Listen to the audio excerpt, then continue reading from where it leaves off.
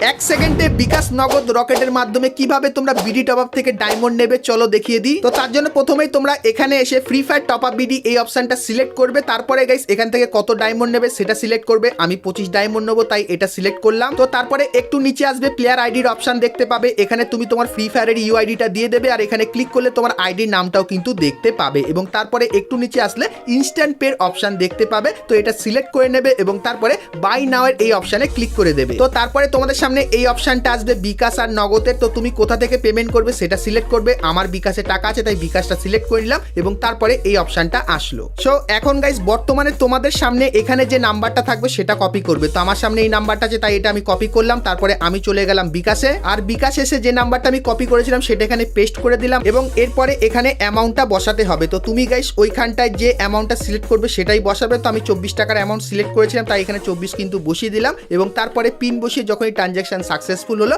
তখন গাইস আমার সামনে এই কিন্তু পেজটা আসলো। সো এখানে ট্রানজ্যাকশন আইডি দেখতে পাবে। এটা গাইস কিন্তু তুমি পেমেন্ট করার পর কপি করে নেবে। তো আমি এখানে কপি করে নিলাম। তো তারপরে আমাদের কিন্তু আবারও এখানে চলে আসতে হবে আর ট্রানজ্যাকশন আইডিটা এখানে কিন্তু বসিয়ে দিতে হবে এবং ভেরিফায়ার এখানে ক্লিক করলে কিন্তু এখানে আমাদের অর্ডারটা সাকসেসফুল হয়ে যাবে। তো এরপরে কিছু সেকেন্ডের ভেতরে তোমার ফ্রি ফায়ার অ্যাকাউন্টে কিন্তু ডায়মন্ড চলে যাবে যদি সবকিছু ঠিকঠাক থাকে। তো প্রসেসগুলো তোমাদের কিন্তু দেখিয়ে দিলাম, এইভাবেই করবে।